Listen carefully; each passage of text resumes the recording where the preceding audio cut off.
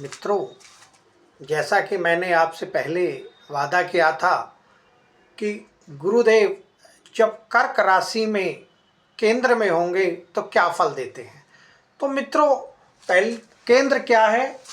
1, 2, पहला भाव, चौथा भाव, सातवां भाव और दसम भाव। प्रथम भाव का, चौथे भाव का और सातवें भाव का हम पहले ही एक वीडियो आपके सेवा में दे चुके हैं। आज हम जो चर्चा करेंगे दसम भाव। दसम भाव में जब गुरुदेव विराजमान होते हैं तो क्या फल देते हैं। तो मित्रों, गुरुदेव सबसे पहले हमें ये देखना है कि हमारी लगन कौन सी है। हमारी जो लगन में कौन सा नंबर है। हमारे इसमें 7 नंबर लिखा है, अर्थात तुला लगन, तुला राशि हमारी हो गई। इसके स्वामी शुक्रदेव हुए।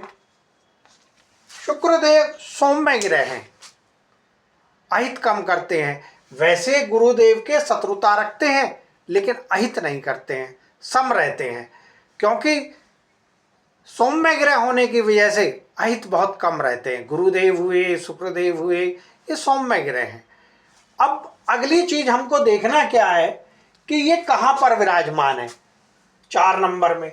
4 नंबर में हमेशा कर्क लगन में, कर्क राशि में गुरुदेव 0 से 5 डिग्री होंगे तो उच्च के कहलाते हैं, उच्च राशि के होंगे। अब उच्च राशि के क्या फल देंगे। तो मित्रों, सबसे पहले हमें देखना है कि इनकी अपनी राशि कहाँ कहाँ विराजमान है। गुरु की अपनी राशि कहाँ है? तीसरे भाव में, 9 नंबर, यानी कि धनु राशि इनकी अपनी राशि हो गई। और दूसरी मीन, मीन राशि कहाँ है? मीन राशि 6ठे भाव में, यह इनकी सब गिरही है। और इनकी 3 दृष्टि होती है, 5वीं, 7वीं और 9वीं, ये दृष्टि होती है। ये दृष्टि होती है। तो अब गुरुदेव कहाँ विराजमान है? दसम भाव में, कर्म क्षेत्र में, उच्च राशि के हैं। अगर इनकी डिग्री अच्छी हुई तो क्या क्या फल देंगे समझिए। 1, 2, 3, 4, 5, 5वां भाव कहाँ है? पैतृक संपत्ति पर, धन भाव पर, धन भाव पर। और 7वीं कहाँ है? ये है सुख भाव पर, सुख भाव। और 9वीं कहाँ है? 6ठे भाव पर। अब मित्रों, जब भी गुरु की दशा अंतर दशा आएगी तो पहला, दूसरा, तीसरा, चौथा, 5वां, यानी कि इनके पास में कमाई के साथ में धन भाव बहुत अच्छा रहेगा।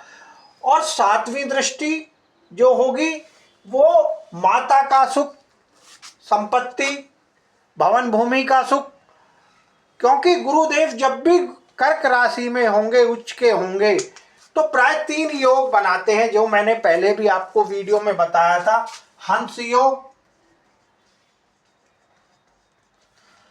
हंस योग, केसरी योग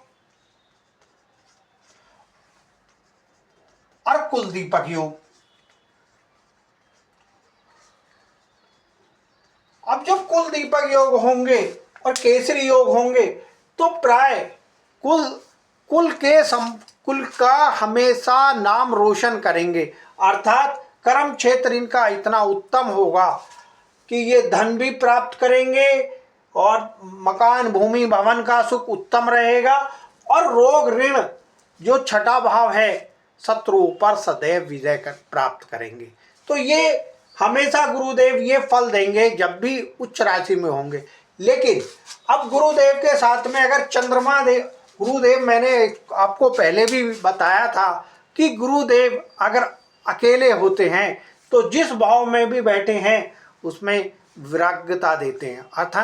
अर्थात कर्म क्षेत्र में कुछ ना कुछ इनको समस्याएं आएंगी, जिनको इनको संघर्ष के साथ सामना करना पड़ेगा। अंदर कोई ना कोई वियोग रहेगा, भले ही कितना पैसा आ जाए, भवन भूमि मकान का उत्तम सुख मिले, शत्रुओं पर विजय प्राप्त करे, लेकिन जिस भाव में अकेले विराजमान है उसमें वियोग अवश्य रहेगा, ये सत्य है। अब अगर गुरुदेव यहाँ पर चंद्र राशि के साथ बैठ गए, चंद्रदेव के साथ विराजमान हो गए, चंद्रदेव की यह अपनी राशि है। अब अपनी राशि जब भी चंद्रदेव की होगी तो की बन तुवा योग का उत्पन्न होगा, और ये योग ऐसा है कि हर चीज को उत्तम करेगा, क्योंकि ये स्थिति ऐसी है कुंडली की, जितनी भी गुरु की, जब भी गुरु उच्च के होंगे तो ये सबसे अच्छी उत्तम स्थिति रहेगी। और इनकी कहाँ कहाँ दृष्टि है उसका तो कुल दीपक योग के कारण विख्यात रहेंगे ही।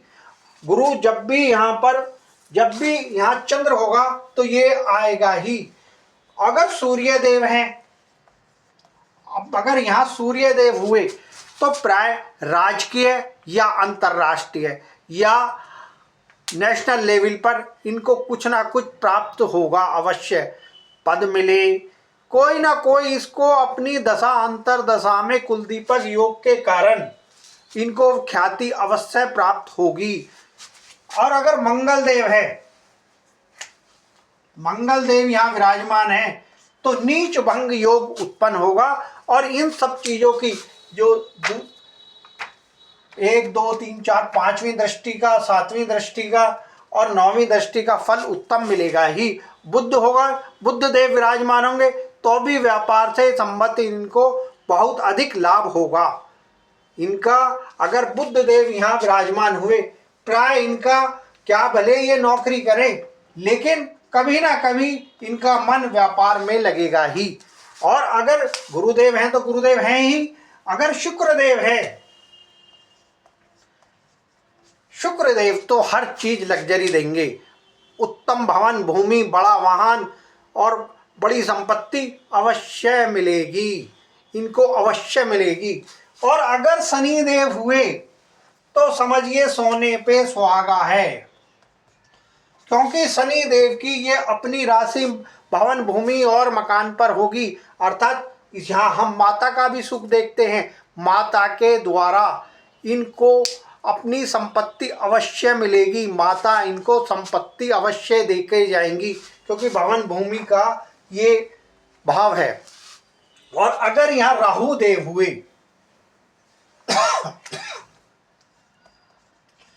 राहु देव अहित करते हैं, राहु देव केतु देव हमेशा राजकीय, राहु देव हुए तो राजकीय कष्ट करेंगे, और अगर केतु देव हुए यहाँ